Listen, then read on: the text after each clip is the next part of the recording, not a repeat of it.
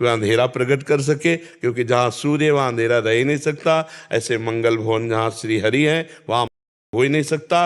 हो सकता है हमारी मांग के विपरीत दे दें, लेकिन वो विपरीतता ही हमें परम मंगल प्रदान करने वाली होगी। और भगवान की इच्छा को वही जान सकता है जो अपनी इच्छाओं को मिटा दिया है या भगवान के चरणों में समर्पित कर दिया है। जब तक अपनी इच्छाएं हैं तब तक हम अपनी वासनाओं के खेल खेलेंगे और उनका आरोप करेंगे। काले कर्म ईश्वर मिथ्या दोष लगाए। काल के ऊपर, कर्म के ऊपर, ईश्वर के ऊपर हम दोषारोपण करते रहेंगे। और इच्छा हमारी है, क्योंकि देहाभिमानी जीव जब तक अभिमान को भगवान में समर्पित नहीं कर देता तब तक वो भगवत इच्छा को नहीं जानता, क्योंकि भगवान की कोई इच्छा नहीं है। भगवान पूर्ण काम है। भगवान में इच्छा भक्त की पहुंचती है तो उनमें भूख पैदा कर देती है, उनमें खेलने की इच्छा पैदा कर देती है। जैसी भावना भक्त करता है वैसे ही भगवान चेष्टा करते हुए नजर आते। भगवान अमना है, भगवान पूर्ण काम है, भगवान इच्छा रहित है। भगवान कोई व्यक्ति थोड़ी है कि उनको इच्छा होगी। उनकी उपासना करने वाले इच्छा रहित हो जाते हैं। जाहि न चाही कबहु कछु, तुम सन सहज सने बसो तर तासुर। जिसने चाह मिटा दी भगवान से सहज प्रेम, तो वहां भगवान विराजमान हो जाते हैं। वहीं भगवान के जैसे घोड़े पकड़े बैठे हैं, ऐसे हृदय में मन और इंद्रियों को पकड़ करके जीव को परमात्मानंद प्रदान करते हैं, अपना स्वरूप प्रदान करते हैं। अभी हम लोग देहाभिमानी जीव, अभी हमारे अंदर ये बात आ गई, नाथ सकल संपदा तुम्हारी मैं सेवक समेत सुतनारी। बिल्कुल एक चौपाई सहज में है, नाथ सकल संपदा तुम्हारी और मैं सेवक समेत सुतनारी। ये आ गई है। अगर आ जाएगी तो वो जो चीज अपनी चाहे ले लें, आपको कोई परेशानी नहीं होनी चाहिए। नाथ सकल संपदा तुम्हारी मैं सेवक समेत सुतनारी। अभी ऐसा नहीं है ना, तो अभी कहीं ना कहीं मेरी ही है ना, तो हम भगवत इच्छा का निर्णय अभी नहीं कर सकते। भगवत इच्छा की पहचान वही कर सकता है जो अपनी पहले इच्छाओं को मिटा दे। समझ पा रहे हो? अभी इन किन प्रकारेण हमारी इच्छाओं का बिछा हुआ है। इसलिए नाम जप कीजिए और धीरे से समर्पण योग में आइए। मैं परिवार सहित आपकी शरण में हूं प्रभु। नाथ सकल संपदा तुम्हारी मैं सेवक समेत सुतनारी। अब ये जिम्मेवारी आप प्रभु, मैं तो आपका केवल मुनीम हूं, छोटा सा, 4 लोगों का मालिक आप हो, इस घर के, इस परिवार के। मैं एक छोटा सा सेवक हूं। जो आप देंगे आपकी सेवा करता रहूंगा, आपके परिवार की सेवा करता रहूंगा। होगी तो मुनीम होने के कारण पर्चा आपको पकड़ाते रहेंगे। स्वामी आप है, आप देखते रहिए। आप बहुत आनंद में जीवन व्यतीत कर लेंगे अगर हमारी बात ये समझ पाएंगे। और कर्ता बनते रहेंगे, घर के मालिक बनते रहेंगे, तो फिर परेशानी ही परेशानी। और आप समझ नहीं भगवान के विधान को, और हो सकता है श्रद्धा भी डगमगा जाए। क्योंकि खेल ऐसे हैं, सृजन पालन विनाश। जैसे अभी आप रुदन कर रहे थे, अब आपको लाख समझाओ, लेकिन जो हृदय पे चोट लगी उसको कैसे कोई संभाल। वो छाती जाने। जिस माँ का पुत्र गया हो वो माँ जान सकती है। हम लोग तो बाहर से ऐसे उपदेश दे सकते हैं। अंदर का जब मोह नष्ट होगा तब इनको हमारी बात समझ में आएगी। अभी हम कहते हैं भगवान का है, अगर भगवान अपनी वस्तु ले लें तो अभी श्रद्धा खत्म हो जाएगी।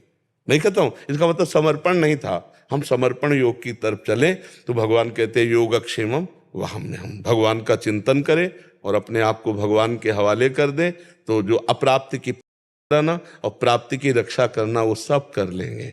बहुत करुणामय भगवान है। समझ पा रहे हैं आप जी? मयंक जी नोएडा से। राधा वल्लभ श्री हरिवंश। गुरुदेव आपके चरणों में कोटि कोटि प्रणाम। महाराज जी, जब सब भगवान तत्व से एक ही हैं तो अलग अलग पुराण, देवी भागवत, शिव महापुराण, भागवतम में उत्पत्ति का विवरण अलग अलग क्यों होता है? इसमें रुचि विशेषता है। अब जैसे किसी ने मातृभाव की विशेषता है तो वो माँ की उपासना करेगा। और जब माँ की उपासना करेगा तो जब तक सर्वव्यापी, सर्वसमर्थ, सर्वेश्वर नहीं होगा तब तक वो भगवान या तत्व नहीं माना जाएगा। जो सर्वव्यापी हो, सर्व हो और सर्वशक्तिमान हो वही तत्व माना जाएगा, नहीं तो नहीं माना जाएगा। तो अब माँ तत्व है। देवी प्रपन्नार्थ हरे प्रसीद प्रसीद माद जगतोखिलस्य प्रसीद विश्वेश्वरी पाहि विश्वम त्वमीश्वरी देवी चराचरस्य। तुम ही चराचर हो, तुम ही सबकी ईश्वरी हो, तुम ही से सब प्रकट हुए। ठीक समझ में आ गया? तो तत्व रूपी माँ है ना। अब गणेश जी आओ, तो जब गणेश जी की बात पढ़ोगे तो सब कुछ गणेश जी है। तुम ब्रह्म, तुम रुद्र, तुम सब कुछ गणेश जी हैं और सर्वव्यापी गणेश जी हैं। तो ये सिद्ध होना चाहिए कि तुम सर्वव्यापी तत्व की उपासना कर रहे हो, वही परमात्मा माना जाएगा। अब शिव जी में आ जाओ, वही सब, शिव पुराण उठा के देखो। अब राम जी में आ जाओ, वही सब कुछ है। कृष्ण जी में सब। तो हमारे प्रभु ने भाव के अनुसार उपासनाएं, जैसे कोई भगवान को दोस्त मानना चाहता है, कोई भगवान को पिता मानना चाहता है, कोई भगवान को माँ मानना चाहता है, कोई भगवान को भगवान मानना चाहता है, कोई भगवान को भगवान न मानकर अपना पुत्र मानना चाहता है। जैसे भाव करो वैसे ही भगवान आपको प्राप्त। हमारे भगवान में ये सुविधा है, जैसे जैसे चाहो आप वैसे आप भगवान से दोस्ती कर लो, भगवान को आप स्तुति करो और आप भगवान को चाहे कटुवचन बोलो, जैसे जैसे तुम्हारा संबंध जोड़ना चाहो वैसे जोड़ लो, पर परिणाम उसका अलग अलग है। तो हमारे भगवान में, हमारे धर्म में ये विशेषता है कि जिस चाहो आप भगवान को जप सकते हो, भज सकते हो और प्राप्त कर सकते हो। और जिस भाव से भजोगे वो सर्वव्यापी तक। जैसे गुरु, तो अब देखो गुरुदेव के लिए देखो, देवी के लिए बताया, राम जी के लिए बताया, में सब जगह जानी चराचर जगत। ऐसे गुरु के लिए अखंड मंडल आकारम व्याप्तमेन चराचरम तत्पदम दर्शितम मेन तस्मै श्री गुरुवे नमः। जब तत्व हम उसे ही मानेंगे जो सर्वव्यापी होगा, सर्वशक्ति संपन्न होगा। इसलिए जिस पुराण को देखो वही सबसे श्रेष्ठ माना जाता है, क्योंकि वही श्रेष्ठ तत्व माँ बना है, वही शिव बना हुआ है, वही राम बना हुआ है, वही कृष्ण बना हुआ है, वही सब रूपों में कोई दूसरा तत्व हो। तो अब ये जो लड़ते हैं ना, ये अज्ञानी जीव हैं, इनको ज्ञान नहीं है। जिसे तुम माँ मान के भज रहे हो, उसे वो पिता मान के भज रहा है, उसे वो प्रभु मान के भज रहा है, उसे पुत्र मान के भज रहा है, वही है।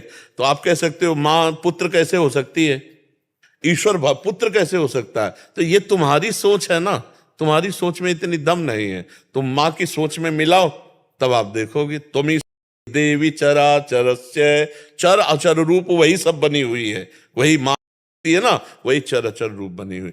और दूसरे शब्दों में या देवी सर्वभूतेषु बुद्धि रूपेण संस्थिता नमस्तस्यै नमस्तस्यै नमस्तस्यै नमः। अब सबकी बुद्धि के रूप में वही विराजमान है। और अगर आप श्री राम जी को देखो तो जड़ चेतन जग जीव जग राम मैं जानी। अब कृष्ण रूप में देखो तो वासुदेव सर्वमिति, सब कुछ वासुदेव है। ब्रह्म रूप से देखो तो सर्वम खलमिदम ब्रह्म ने नास्ति किंचन। वो एक ही तत्व के अनंत नाम, अनंत रूप, अनंत लीला है। हरि अनंत, हरि कथा अनंता। समझ में आ रही बच्चा जी? पर मतलब फिर उत्पत्ति जो है वो अलग अलग हुई, अपने भी अलग अलग नहीं हुई। ये तुम्हें भ्रम है। ये सृष्टि का बाहरी स्वरूप जब आप पढ़ते हो तो अलग अलग आपको दिखाई देता है। बाहरी में हम आपको एक ही करके दिखाते हैं। सबसे पहले भगवान, ये बाहरी रूप है, अंतर रूप नहीं कर, अंतर रूप दूसरा है। सबसे पहले भगवान, भगवान अपने आप से ही जल प्रकट करके वो अपने ही स्वरूप शेष रूप में आप ही भगवान नारायण के रूप में शयन करते हैं। समझ में आ गया? जल भी भगवान, शेष भी भगवान, नारायण भी भगवान। योग निद्रा में शयन करते हैं और अपने स्वरूप काल को छोड़ देते हैं। इस काल माने समय, समय आने पर हमें जगा देना। एक समय है, समय प्रकट हुआ, भगवान ने इच्छा प्रकट, जिसे कहते हैं इच्छा रूपी क्षोभ प्रकट हुआ, तत्काल त्रिगुणमयी माया प्रकट हो गई। सतोगुण रजोगुण तमोगुण, और त्रिगुणमयी माया से एक कमल प्रकट हुआ, नाभि, जिसमें ब्रह्मा की भ्रकुटी से रुद्र, और ब्रह्मा और रुद्र से संपूर्ण सृष्टि का विस्तार। आप पढ़ करके देखो यह बाहरी। अब ज्ञान से, जब ज्ञान की आंतरिक सृष्टि की बात आती है तो ब्रह्म मूल प्रकृति, मूल प्रकृति से त्रिगुणात्मिका प्रकृति, त्रिगुणात्मिका प्रकृति से महातत्व, महातत्व अहंकार, अहंकार से त्रिगुण अहंकार, त्रिगुण अहंकार से पूरी सृष्टि प्रकट हो गई। अब जब समिटेगी तो मूल में ब्रह्म ही है ना, ऐसे समिटती है, ऐसे ऐसे आती है और ऐसे समिट जाती। एक था, एक ही है, एक ही रहेगा। तो बहुत कहाँ है बच्चा? समझ में आ रही है आपको? अगर बाहरी रूप से देखो तो वही बन गए, वही रुद्र बन गए, वही पूरा संसार बन गए। ब्रह्मा के पास कोई सामग्री थी क्या सृष्टि बनाने की? नहीं ना। तो ब्रह्मा ही तो अपने संकल्प से, भगवान के संकल्प से ब्रह्मा, और ब्रह्मा के संकल्प से सारी सृष्टि प्रकट हो गई। तो है मूल में कौन? भगवान ही तो है ना। अब एको हम बहुश्यामा उपनिषद कहता, मैं एक बहुत रूपों में हो जाऊं तो हो गए बहुत रूपों में। यहां द्वैत है ही नहीं, केवल ये सब अज्ञान में लड़ाई झगड़ा, हमारा पंथ तुम्हारा पंथ, हमारा ग्रंथ तुम्हारा ग्रंथ, इसी में लड़ाई झगड़ा हो रहा अज्ञान में। ज्ञान में बच्चा कुछ नहीं। ऐसा समझो जैसे एक पिता के 20 लड़के हों और बहुत बड़ा महल हो, उसका भागों में कमरे विभाजित कर दिए, अपने अपने कमरे में सब ठसक लिए बैठे मेरा, और आंगन में जब आ जाओ तो सब एक का घर है कि नहीं है? एक का घर है ना। तो बस ऐसे छोटे छोटे धर्म के टुकड़े बना लिए गए। जब आप आकाश की तरफ देखो तो एक, दूसरा कोई है नहीं।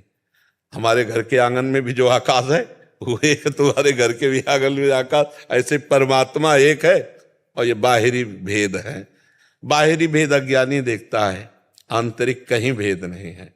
वही चींटी से लेकर ब्रह्मा तक, वही अणु से लेकर के महान तक, वही, दूसरा कोई नहीं है। आप समझ पा रहे बच्चा? लेकिन गुरुदेव आप डरा देते बीच बीच में कि